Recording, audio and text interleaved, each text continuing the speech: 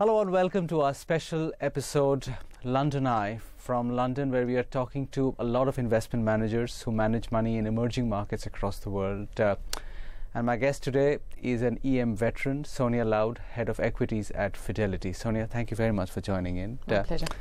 It's been a volatile start to 2018. Do you expect more by way of volatility?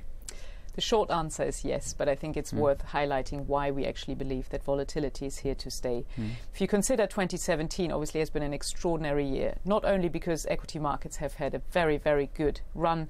It was very calm, very little volatility, but obviously the fundamental backdrop was very, very strong as well. And in the kind of jargon that we like to use, we call it Goldilocks, because it was very strong global growth, synchronized as such, and inflation has been very, very benign.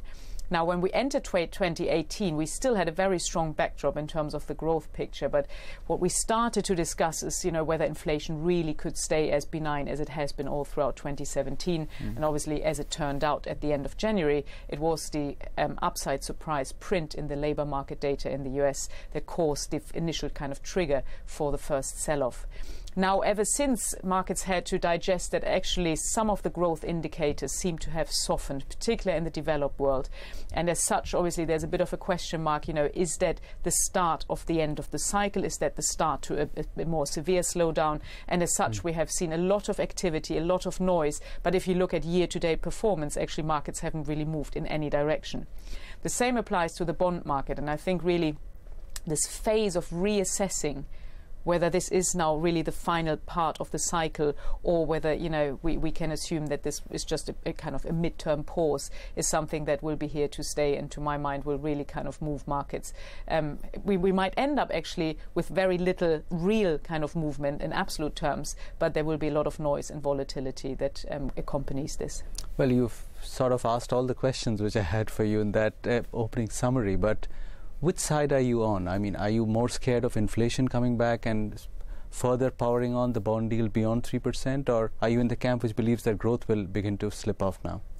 I think we have to look at the more short-term and the longer-term picture, because short-term, clearly, I think we probably have had a bit of a too strong global growth backdrop, and it's particularly clear when you look at in some of the developed markets we're growing well above trend growth, which leads me to the longer term picture, because if we look realistically what the headwinds are, then obviously demographics, the debt overhang, and the lack of productivity growth are really formidable headwinds that will put a lid on global growth. And as such, you can consider that inflation is not very likely to overshoot either. And in that respect, it's very interesting that you mentioned the 10-year Treasury, because it obviously was at the center of attention over the past couple of weeks. It seems such a psychological market, and markets clearly paid a lot of attention on what's been going on there. But yet, if you consider what I've just said on the longer-term picture, it's clear that, yes, there will be volatility, but can we really see bond yields moving way beyond the current levels, given the headwinds we're facing? So I think actually that tactically, the fixed income space probably looks reasonably attractive right now, and I would consider that whatever's happening here is more volatility than really a fundamental move away from the levels we're seeing. But would you go as far as to say that it's easier to see the yield back off to say 2.5%, or do you think the path to 3.5% is a path of easier resistance? It seems that at least for now we have finally settled above the 3% hurdle, which, as you know, the first attempt failed. It was only really a one-day phenomenon, and then it moved back below. And so I think that might, to some extent, depend on the more short-term data, and whether there's any signs that either inflation or growth is moving in adverse direction. If not, then I mean there might be a few trading ranges, but then I would think that that the path towards 3.5 is not as clear cut. Although I would then probably assume that we stay at current levels most likely. But even equity investors such as yourself, or equity specialists such as yourself, must be getting to that point where they start fretting about the inverted nature of the yield curve, because in the past it's been a telltale sign of some kind of a recessionary condition. Are we at that point where you start fretting about it? So first of all, I agree with you that it has been a very strong sign in the past. I would question whether the signal is as strong as it used to be, just because we've still have had are we still experiencing very strong influence of a rather price-insensitive buyer in the form of central banks. We've had this influence over the past 10 years, and as such, although I don't want to take away of the nature of the signal, I'm wondering whether the strength is still the same today as it used to be when we had less of an kind of artificial influence on the kind of input factors.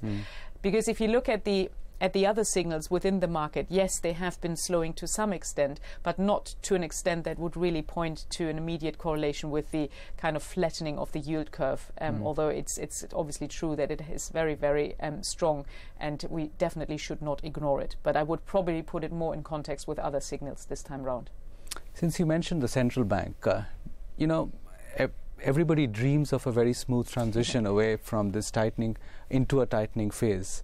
Do you think it will be as uneventful as equity markets believe or a lot of equity participants hope for?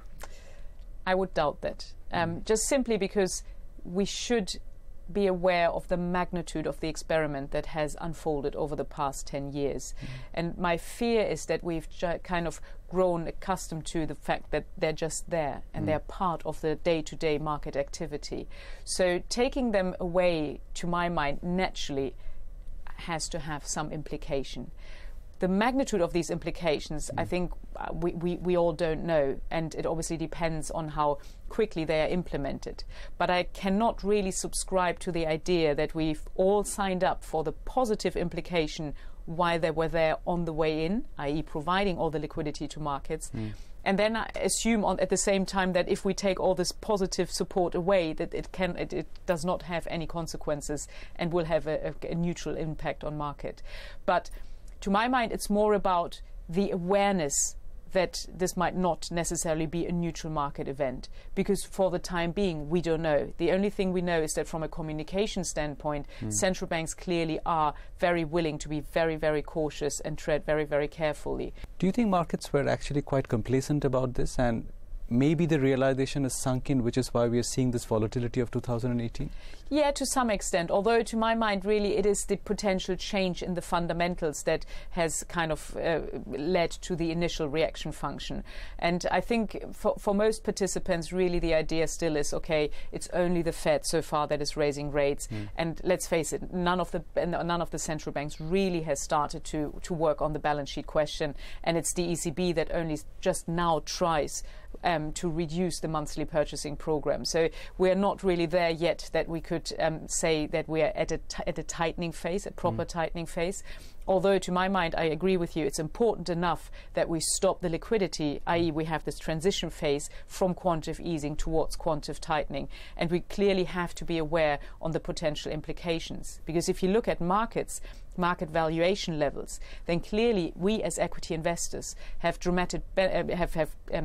benefited dramatically from the bond yields and the lower bond yields, because obviously, as we know, equity risk premia are related to the inverse, nature of the bond yield, and ever lower bond yields obviously had a very, very positive impact on the way we look at equities, and it had a very positive impact on multiples as well, because again we were willing to pay higher multiples for exactly the same earnings stream, just because obviously the bond yield has had such a big impact on this.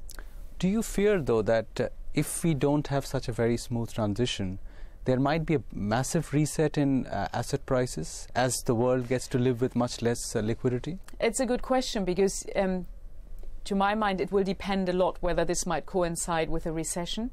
Because let's face it, if the cycle were to come to an end, and we obviously could think hypothetically around a situation where a potential trade war between the US and China could accelerate the downturn, and as such then we would enter a recession with central banks literally still in very much an easing mode, and where to ease from there? Where's the support coming from other than yet more quantitative easing? And so that's an interesting kind of scenario where you then wonder whether asset prices probably would face, more of a one-off reset, which you wonder maybe it would be a healthy development, which at least would allow to come back to a much more normal price discovery mechanism that is less distorted, and we might find kind of more normal cross-asset correlation relationships that we were used to in the past. What percentage probability would you assign to this outcome that you just mentioned? That's a very good question. For the time being, it seems unlikely, and I think I probably can come up with a better probability post the midterm elections. But not impossible? No, not impossible, because I wouldn't rule out that a trade war is still, something that we have to consider. We should not forget the tactical element, because there is the midterm elections coming up in the United States, and I'm pretty sure President Trump is very well aware of the kind of headlines he would produce if he were to force China into kind of really stricter negotiations. Yeah. Where does all this leave the US dollar? Because in the emerging market spectrum, everybody keeps his eye peeled on that. Of late, there has been a bit of strength. How would you map that going forward?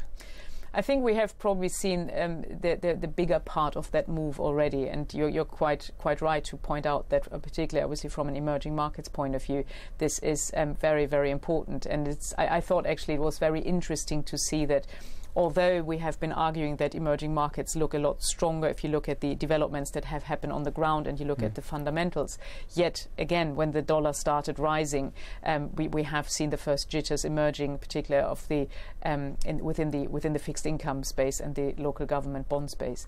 And so, looking at all the moving parts, then it's clear that it was particularly the interest rate differential that has been the leading indicator for the dollar move. But if you map this against this, then it seems we have seen the majority of the positive dollar move already, and it's much more in line now with the interest rate differential that has led to it. And so it seems that from here, we have to wait and see what other data points we're getting. But the historic correlation between the interest rate differential still is the most important factor, and has been right again this time round that the dollar had to move to kind of catch up with this.